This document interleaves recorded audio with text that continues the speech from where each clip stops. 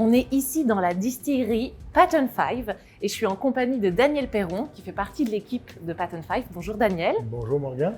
Merci de nous accueillir dans ce lieu déjà tout d'abord magnifique. Merci. Très beau. Est-ce que tu peux me parler un petit peu justement de ce lieu parce que j'ai l'impression que c'est assez spécial quand on observe les murs, la bâtisse, l'architecture et rien que ce bar. Tu peux me parler un petit peu de ce lieu spécial? Oui, absolument.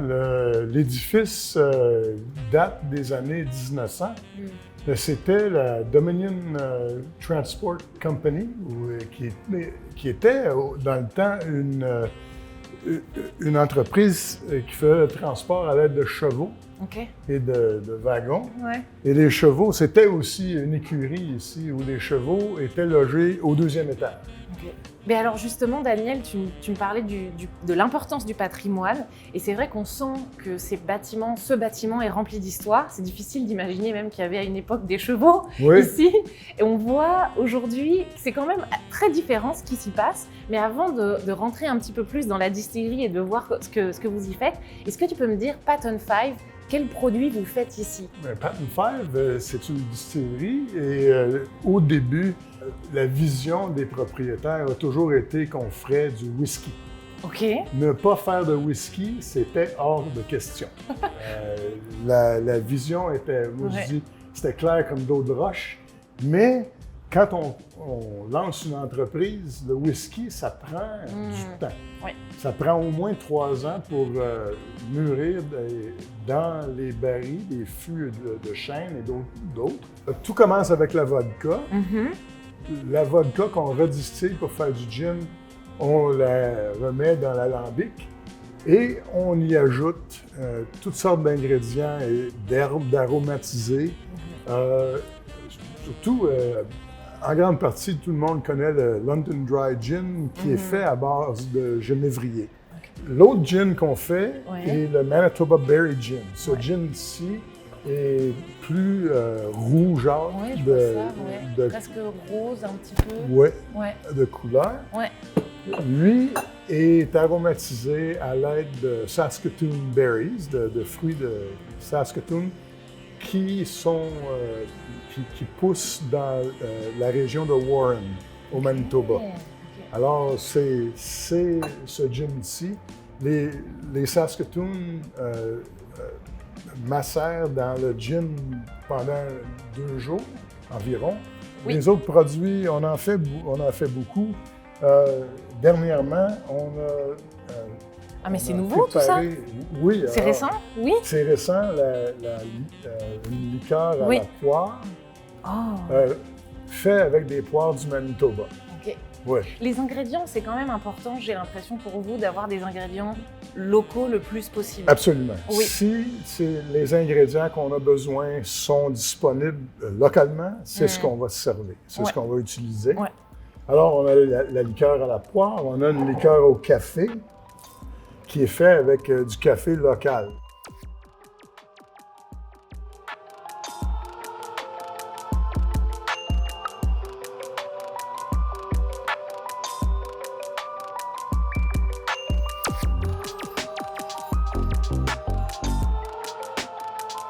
Alors Daniel, on a vu les produits finaux que vous proposez, mais toute la magie, ça se passe ici.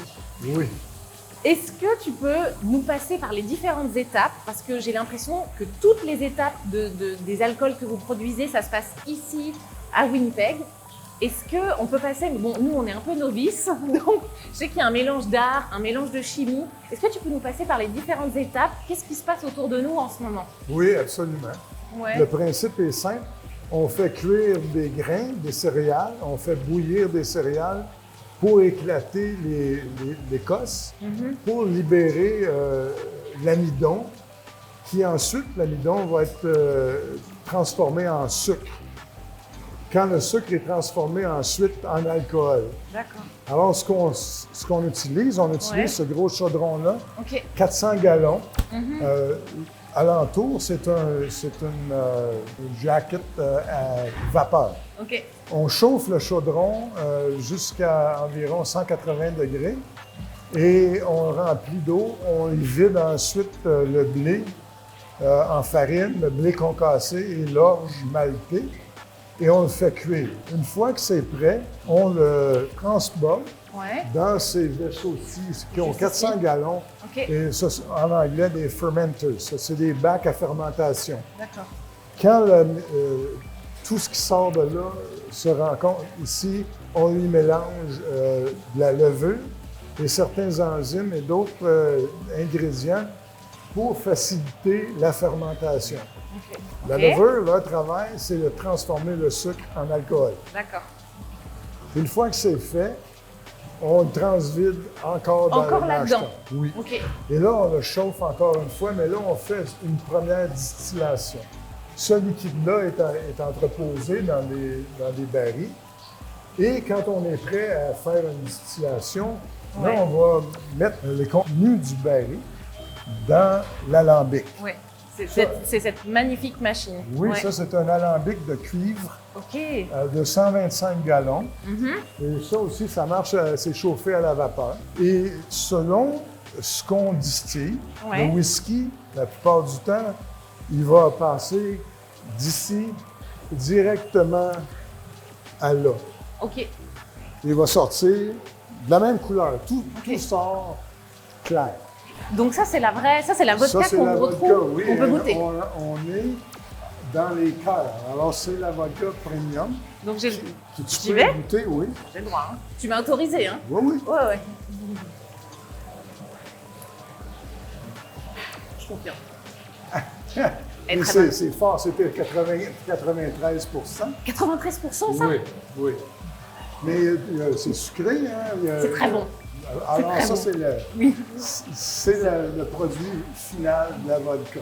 C'est délicieux. À 93 et là, ensuite, on va y ajouter de l'eau pour quand même. réduire à 40 Quand même, oui. Faut pas Elle est quand même très bonne comme ça. C'est bon. Ça fait peur. C'est très bon, c'est très bon. Alors Daniel, je pense à quelque chose avant de parler de cet endroit très spécial dans lequel nous sommes en ce moment. On a vu là les étapes de la préparation de l'alcool, vos différentes machines, mais il me semble que des pratiques durables pour vous c'est important et que je sais que par exemple avec l'eau, vous essayez de ne pas gaspiller l'eau. Est-ce que tu peux me parler un petit peu des pratiques que vous faites, des choses que vous essayez de mettre en place pour faire attention au processus? Oui, absolument. Alors l'eau, la majeure partie, le majeur volume d'eau qu'on utilise, hors la distillation, ou le processus de distillation, on sert d'eau pour refroidir l'alambic et tout le mécanisme de refroidissement. C'est important. La fermentation, la même chose. Alors, on sert de la même eau recirculée, refiltrée dans les fermenteurs aussi. Et on n'a pas vu, on a un réservoir de 900 gallons dans le coin. Et ce réservoir-là, c'est là qu'on met toute l'eau de refroidissement et on la réutilise. L'autre pratique soutenable qu'on aime faire aussi, en hiver, c'est un peu plus difficile, mais quand c'est la saison d'élever des poulets ou des porcs ou du bétail, on s'est associé avec des fermiers et une fois que la fermentation est complète, tout le grain qui reste, qui a été utilisé, mais est encore bon le grain, puis il y a un certain goût, une certaine saveur. Et c'est comme je te disais, c'est comme la Red River Cereal un peu. Alors ça, on le met dans un contenant de 300 gallons et les fermiers viennent le chercher 3 fois par semaine et le versent dans l'auge pour les porcs ou dans la nourriture pour les poulets. Et le dernier, j'ai vu une vidéo sur Facebook ces poulets faisaient le Monster Mash. Il disait que les poulets adoraient le grain qui avait passé chez Pat and Fire. Alors, c'est une autre des choses qu'on fait. Tant mieux. Parfait, merci Daniel. Alors là, je sens aussi une énergie spéciale dans cette pièce. Moi, je m'y sens bien, elle est magnifique. Est-ce que tu peux me parler un petit peu de ce qui se passe ici? Tu as voulu me mentionner le whisky tantôt.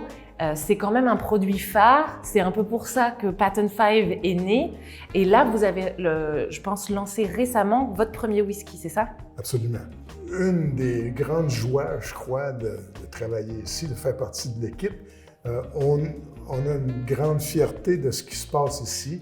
Et comme équipe, une fois de temps en temps, on va sortir des échantillons d'une dizaine de barils de fûts et on va se faire une feuille sans savoir ce qu'on goûte pour écrire nos impressions. Bon, ce qu'on sent, ce qu'on goûte, si on l'aime, si on l'aime pas, blablabla. Pour ensuite dire, bon, est-ce qu'on va changer?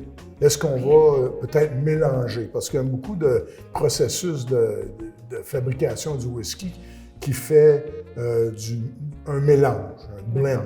Okay.